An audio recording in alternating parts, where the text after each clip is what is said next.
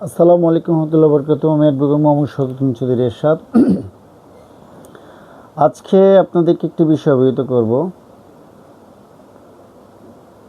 আপনারা বিশেষ করে যারা নারী বা বিবাহ হয়েছে,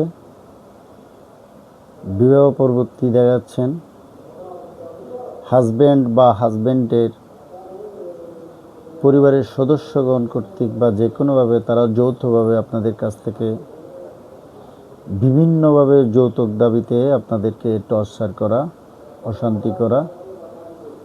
এক কথায় একজন নারী তার শ্বশুর পরিবারের এবং হাজব্যান্ড কর্তৃক যৌতুক দাবিতে মানসিক টর্চার, শারীরিক এই ধরনের সম্মুখীন হলে আপনাদের আইনি প্রতিকার কী, এই বিষয়ে আজকে আপনাদেরকে আলোচনা করব। আপনাদেরকে এই বিষয়ে আমি একজন আইনজীবী হিসেবে প্রতিকার দেব। আমি অ্যাডভোকেট মোহাম্মদ শফিকুল চৌধুরী এরশাদ। আমি চট্টগ্রাম জজ কোর্টের একজন আইনজীবী আমি হিসেবে বলবো সেটা, আপনারা সর্বপ্রথম একটি কাজ করতে পারেন। এখানে অবস্থার উপর নির্ভর করবে। প্রাথমিক দিকে যদি হয় আপনারা যদি গায়ে প্রহার করে আপনারা একটি জিডি করতে পারেন। কিন্তু দেখা যাচ্ছে কি, যৌতুকের দাবিতে আপনাদের মেয়েকে বাপের বাড়িতে বা ঘর থেকে বের করে দিল, বা দেখা যাচ্ছে আপনাদের কোনো এভিডেন্স নেই, সেই ক্ষেত্রে আপনারা একজন আইনজীবীর কাছে গিয়ে আপনার সাথে গোপনীয়তায়, কৌশলতায় যেই বিষয়গুলো করা হচ্ছে তা উপস্থাপন করে আপনারা একটি লিগ্যাল নোটিশ দিবেন যে আপনি এইভাবে আমাদের কন্যা বা মেয়ে হয়ে লিগ্যাল নোটিশটা দিবেন, মেয়ের পক্ষ হতে যৌতুক চাচ্ছেন। আপনাদের এই লিগ্যাল নোটিশ প্রাপ্তির 30 দিন টাইম দিতে পারেন, 10 দিন দিতে পারেন, 15 দিন দিতে পারেন, 20 দিন দিতে পারেন, যে আপনাদের বক্তব্য উপস্থাপন করুন এবং অনৈতিক দাবি, যৌতুক দাবিতে মানসিক টর্চার বন্ধ করুন এবং সুষ্ঠুভাবে সংসার করার আহ্বান করবেন। তার পরবর্তীতে তাদের লিগ্যাল নোটিশের জবাবে সেটা বেরিয়ে আসবে।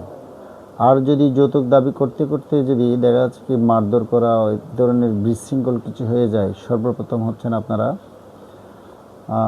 নিকটতম সরকারি হাসপাতালে গিয়ে প্রাইমারি ডাক্তার দেখিয়ে ডাক্তারি ট্রিটমেন্ট নেবেন এবং হাসপাতাল কর্তৃপক্ষকে স্বামী কর্তৃক বা স্বামী পরিবারের কর্তৃক বিষয়টা একদম ক্লিয়ার পার্টিকুলারলি উপস্থাপন করবেন। তখন তারা আপনার ওই যে টোকেন এখানে পুলিশ কেস একটি সিল সম্বলিত করে আপনাকে দিয়ে দিবেন, যা পরবর্তীতে আপনার আইনানুগ প্রসেসে কি আসবে। আপনি একজন আইনজীবীর কাছে গিয়ে যৌতুক নিরোধ আইনের 3 ধারায় আপনি মামলা করতে পারেন, আপনার সব এভিডেন্স দিবেন। কিন্তু যৌতুকের দাবিতে যদি আপনাকে মারধর করে মাথা ফেটে যায় বা শরীরে অনেক বেশি কী করে, তাহলে আপনার যেতে হবে নারী শিশু ট্রাইব্যুনালে। তো সর্বপ্রথম হচ্ছে এটি ডিপেন্ড করবে ধাপের উপর। আপনারা প্রথম দিকে শুরুতেই যদি এই ধরনের পরিস্থিতি ক্রিয়েট হয়, আপনারা আগেভাগে ব্যবস্থা নেবেন, তাইলে আপনারা অনেক পরিত্রাণ পাবেন। সবাই ভালো থাকবেন। আজকে এই পর্যন্ত। আপনাদেরকে এই ধরনের একটি বিষয় আমি শেয়ার করব। আমার এখানে হয়ে যাওয়া 2020 সালের একটি বিয়ে, স্বামী প্রবাসী আর স্ত্রীকে বিয়ের পরে সে গড়ে উঠিয়ে নিল।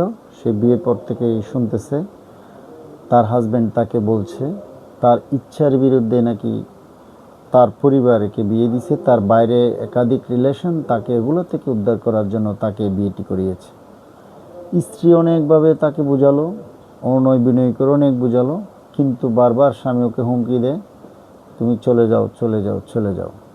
স্ত্রী আবার শ্বশুর এবং শাশুড়ির কথা শুনে, মেয়ের মার কথা শুনে ও ধৈর্য ধরে সংসারে থাকলো। সবাই বললো ভালো হয়ে যাবে, আমরা ভালোর অপেক্ষায়। দীর্ঘ 4টি বছর সে অনেক জুলুম নির্যাতন সহ্য করেছে। শেষমেশ বলছে সে লিখিত স্টাম্পে সাইন নিতে চাইল। সে পাবনার এক মেয়ের সাথে ভিডিও কলে এবং একাধিক মেয়েকে তো শেষমেশ সে 5 লাখ টাকা যৌতুকই দাবি করে বসে রইল, তুমি 5 লাখ টাকা দিবা এবং স্টাম্পে সাইন দিবা। এই ধরনের অনেক পারিবারিক বৈঠক, অনেক কিছু হয়। 2023 সালের আগস্টের 23 তারিখ আমি প্রাইমারি পারিবারিক বৈঠকে গিয়েও আমরাও লাঞ্ছনা হয়ে ফেরত আসি। আমিও সেই বৈঠকে ছিলাম, কিন্তু অনেক সহ্যর পরও লাস্ট 24 সালের জুলাই মাসে 1 বা 2 তারিখের দিকে মামলা ফাইলিং করা হয়। মামলা ফাইলিং কোর্টকে উপস্থাপন করার পরে এই যে ওর থেকে যৌতুক দাবি করে ওকে মারধর করতেছে, প্রহার করতেছে, মেরে ঘর থেকে বের করে দিচ্ছে, গড়ে জিম্মি করে রাখছে, বিভিন্ন দপে দপে যে এর উপর আক্রমণগুলো হচ্ছে, তাতে তারা আমার দিক নির্দেশনায় নিকটতম সরকারি হাসপাতালে গিয়ে তারা ডাক্তারি সার্টিফিকেট নিয়েছেন, সেগুলো তাদের কাছে রেখেছেন। এগুলো যখন কোর্টকে আমি উপস্থাপন করলাম, বিজ্ঞ আদালত সরাসরি আসামিকে গ্রেপ্তারি পরোয়ানা ইস্যু করেন এবং তৎক্ষণাৎ পরের দিনে আসামি গ্রেপ্তার হয়। আসামি গ্রেপ্তার পরবর্তী 8-10 দিন পরে বিজ্ঞ আদালতকে বলল, আমি এগুলো আর করব না, অঙ্গীকারনামা দিব, আমি সংসার করব।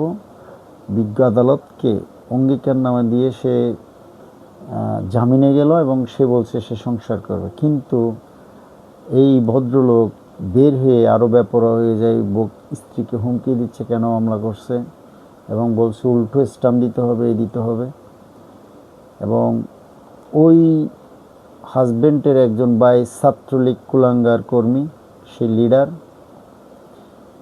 ভাগ্যের কি নির্মম পরিহাস, 5 আগস্ট হয়ে গেল, হাসিনা পালালো, এর ভাইও পালাইছে। পরে দেখি যে ওরা ছেলে তো মেয়েকে নিবে না, উল্টা এটা থেকে সেভ হওয়ার জন্য চলে বলে কৌশলে মেয়েকে কি করবে, তার থেকে স্টাম্প নিয়ে স্টাম্পের মধ্যে তার কাবিননামা বুঝে পেয়েছে, এই সব কিছু উপস্থাপন করে সে নিজেকে সেভ করার জন্য, তার যে পরকীয়া আসক্তি এগুলোর সাথে আরও বেশি বেপরোয়া হয়ে চলাফেরা করার জন্য সে একটি কৌশল ফাঁকি করলো।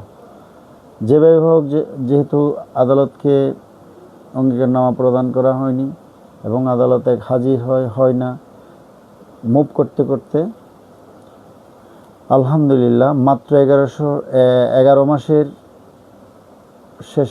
শেষে মামলা ফাইলিং থেকে 11 মাস, জুন মাসের 23 তারিখ এটা রায় হয়। বিজ্ঞ আদালত তাকে 1 বছরের বিনাশ্রম কারাদণ্ড এবং 5,000 টাকা তাকে অর্থদণ্ড, অনাদায়ে আরও 15 দিন একটা রায় দিয়েছেন। এখন সে পলাতক আছে। এইটি হচ্ছে প্রতিকার। আপনাদেরকে আমি আজকের বক্তব্যে যে জিনিসটা শেয়ার করলাম সেটি হচ্ছে, আপনারা যদি আপনাদের মেয়ে বা কোনো মেয়ে যদি তার নতুন সংসারে গিয়ে যদি যৌতুকের বা স্বামীর অত্যাচারে স্বামীর পরিবারের সদস্যের যদি সম্মুখীন হন, কী করতে হবে সেটা একটু বললাম এবং আরেকটি মামলার ঘটনা আপনাদের সাথে শেয়ার করলাম। নিশ্চয়ই আপনারা এগুলো শুনে বুঝে আপনারা উপকৃত হবেন। ভালো থাকবেন। আপনারা উপকৃত হলে, আপনারা মেসেজ করলে, আপনারা উৎসাহ দিলে পরবর্তীতে আপনাদেরকে আরও আইনানুগ বিষয় নিয়ে আপনাদের মাঝে আমি নিজেই হাজির হব। সবাই ভালো থাকবেন, ভুল ত্রুটি ক্ষমা করবেন। আসসালামু আলাইকুম ওয়া রাহমাতুল্লাহি ওয়া বারাকাতুহু।